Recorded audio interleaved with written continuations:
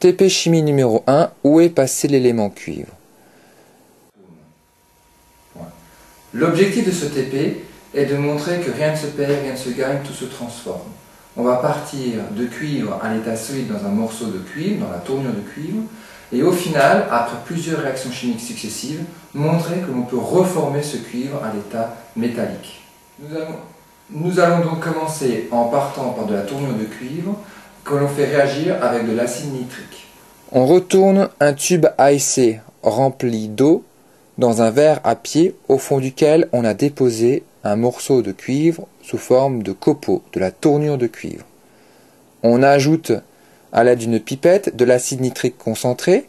Le port de la blouse est obligatoire pour éviter les projections ainsi que les lunettes. On observe une effervescence au niveau du morceau de cuivre qui se traduit par une coloration de la solution bleue et par un dégagement gazeux que l'on récupère dans le tube AEC. Ce dégagement gazeux incolore est du monoxyde d'azote.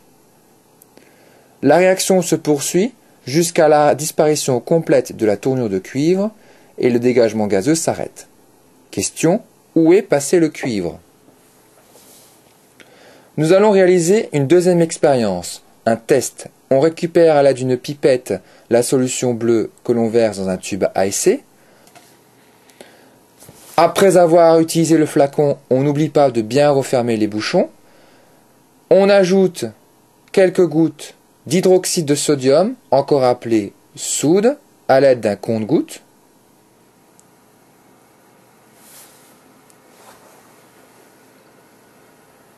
Et on observe la formation d'un précipité bleu, caractéristique de la présence des ions cuivre. Après chaque expérience, on n'oublie pas de nettoyer le matériel. L'expérience 2 est en fait un test qui, par son caractère positif, permet de démontrer la présence d'ions cuivre dans la solution bleue obtenue en fin d'expérience 1. On démontre ainsi que le cuivre initialement présent dans la tournure de cuivre a disparu sous l'action de l'acide nitrique et s'est transformé en ion cuivre dans la solution. Au cours de l'expérience numéro 2, on a donc ajouté de la soude ou de l'hydroxyde de sodium de formule Na+OH-. Il apparaît un précipité bleu d'hydroxyde de cuivre CuOH2. On peut comprendre que OH, les ions OH- hydroxyde sont apportés par la soude. Il y a donc présence d'ions cuivre dans le milieu réactionnel pour qu'il puisse se former le précipité bleu. Je rajoute un 2 pour que l'ensemble soit électriquement neutre, puisque deux charges positives doivent être compensées par 2 fois une charge négative. Ces ions cuivre ne peuvent être présents dans notre solution bleue que parce qu'ils ont été formés du fait que les atomes cuivre, au cours de l'expérience 1, ont été transformés en ions cuivre, en perdant 2 électrons. Certains de vos camarades se sont posé la question suivante. Puisque l'atome de cuivre perd 2 électrons pour devenir ion cuivre, où sont passés ces 2 électrons? Nous pouvons apporter une réponse succincte à cette question, car en fait c'est du niveau de première S. On peut répondre à la question de vos camarades succinctement, sans trop entrer dans le détail du programme de première S. Les atomes cuivre ont réagi en fait avec l'acide nitrique. Acide nitrique qui a pour formule H+NO3-. Et l'on a remarqué la formation d'un gaz incolore qui est du monoxyde d'azote. Par conséquent, le monoxyde d'azote s'est formé au cours de cette réaction et on peut comprendre que ce monoxyde d'azote vient de la réaction de l'ion nitrate NO3-.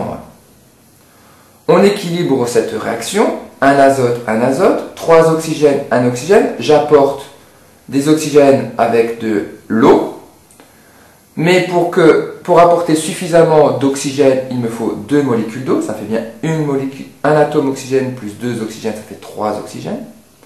Reste que j'ai apporté ici 4 hydrogènes, que je compense en première S, on expliquera par 4 ions H+. Et pour que l'ensemble soit électriquement neutre, je vois que j'ai 4 charges positives et une charge négative, que je compense donc avec 3 électrons négatifs en plus. On voit bien que NO3- récupère des électrons pour former du monoxyde d'azote. Question qui peut se poser, l'atome cuivre a perdu 2 électrons, l'ion nitrate n'en récupère que 3. Nous expliquerons en première S Comment aboutir à l'équation bilan finale? On part d'une réaction d'oxydoréduction. Nous allons partir maintenant de l'hydroxyde de cuivre. Nous allons utiliser un bec benzène à gaz. On ouvre le robinet d'arrivée de gaz, on place le bec au milieu de la paillasse, on ferme la virole de manière à ce que l'arrivée d'air en bas de la cheminée soit fermée, on allume l'allumette, on présente la flamme en haut de la cheminée, on observe une combustion incomplète, on ouvre le bas de la cheminée de manière à ce que l'arrivée d'oxygène soit massive, et on obtient la combustion complète avec la flamme bleue. On chauffe uniquement le précipité bleu récupéré de manière uniforme, et on observe, au bout de quelque temps, la formation d'une poudre noire sur les parois, ainsi que l'apparition d'eau, d'un liquide que l'on suppose être de l'eau. On peut montrer que cette poudre noire, c'est de l'oxyde de cuivre CuO, solide, que l'on a obtenu par chauffage du précipité bleu d'hydroxyde de cuivre. Si l'on regarde cette équation, pour un cuivre, on retrouve l'élément cuivre. On a ici deux oxygènes, on n'en trouve que un, il nous manque donc un oxygène. On a ici deux hydrogènes, il nous en manque deux. On montre donc qu'au cours de ce chauffage, il se forme de l'eau.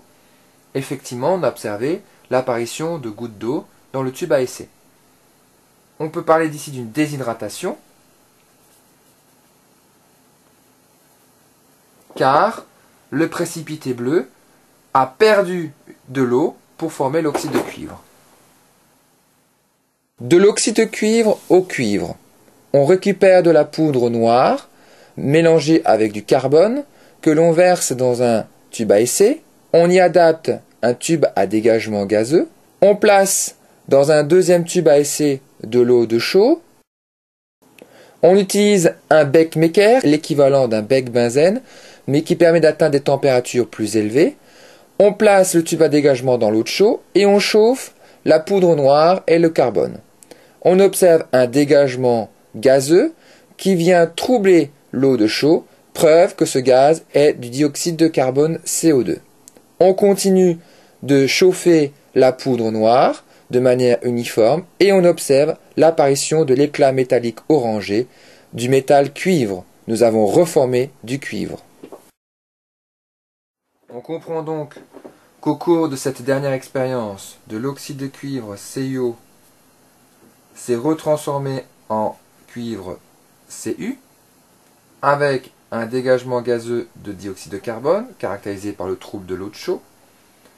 On voit que on a du cuivre, de l'oxygène, mais apparaît du carbone, car en fait la poudre noire était mélangée avec du carbone, C, du graphite. Reste à équilibrer cette équation, un cuivre, un oxygène, deux oxygènes, je rajoute donc un 2 devant l'oxyde de cuivre, il me faut donc ajouter un 2 devant le cuivre, l'équation est correctement équilibrée. Au final, on peut comprendre que nous sommes partis de l'élément chimique cuivre présent dans la tournure de cuivre, qui s'est transformé au cours de l'expérience numéro 1 en ion cuivre au contact de l'acide nitrique. Cet ion cuivre, en présence de soude au cours de l'expérience 2, a formé de l'hydroxyde de cuivre, CuOH 2 fois. Cet hydroxyde de cuivre, au cours de l'expérience 3, par chauffage, a formé de l'oxyde de cuivre, de la poudre solide. Cet oxyde de cuivre, au cours de l'expérience 4, de chauffage en présence de carbone, a permis la reformation d'un élément chimique cuivre. On voit que l'on a un cycle. En fait, au cours d'une transformation chimique, rien ne se perd, rien ne se gagne, tout se transforme. L'élément chimique cuivre a pris différentes formes, mais au final, on peut toujours le retrouver. Au final, on a pu démontrer qu'après 4 expériences successives, en partant du cuivre, on a reformé le métal cuivre dans la poudre d'oxyde de cuivre.